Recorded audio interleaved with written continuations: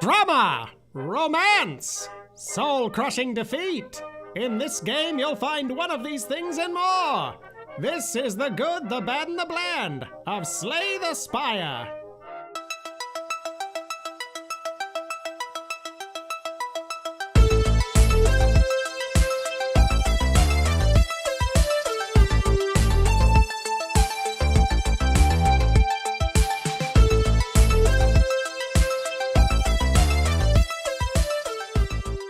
Slay the Spire is an early access roguelike deck builder which has players building their deck by gathering cards and power-ups called relics as they climb through multiple branching paths in an ever more challenging tower to attempt to slay the heart of the Spire.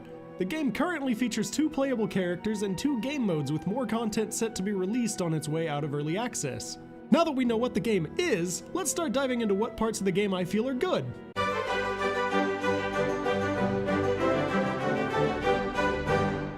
One of the first things that caught my eye with this game is its art style. All the designs, from the monsters to the cards to the backgrounds, have a very consistent feel to them, and the visual style really helps to add to the atmosphere of the game, with some cards and monsters providing more comical imagery, while others are more dark and sinister.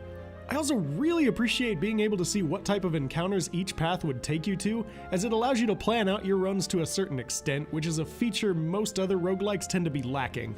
The foresight allows you to either attempt to play it safer at the cost of missing out on some relics, gold, and cards, or attempting to push your luck for some potentially hefty rewards, or simply having to make the choice between hitting the merchant or being able to recover some of your health. The wide variety of cards and relics also provides quite a few ways to attempt to build your deck as you progress through the Spire, with each character having their own unique set of cards and some unique relics to provide even more options. But enough praise for now. Let's dive deeper towards the heart of the Spire and see the trouble that lurks in its depths. One of Slay the Spire's greatest strengths is also the cause of its biggest downfall. Much like many other roguelikes, the random nature of the game can lead to some absolutely brutal defeats at the hands of entirely bad luck. Perhaps you simply got a bad draw at the wrong time, or perhaps the game provides you options for one type of deck type that you start working towards, only to have that deck be countered by one of the later bosses. This can feel absolutely soul-crushing to say the least, and has led to quite a bit of frustration on multiple occasions. But as the darkness recedes, a moderate path awaits. Let's take a look at the more mediocre halls of the Spire. Despite all the game's variety, after acquiring all the progression rewards, every run can start to feel the same.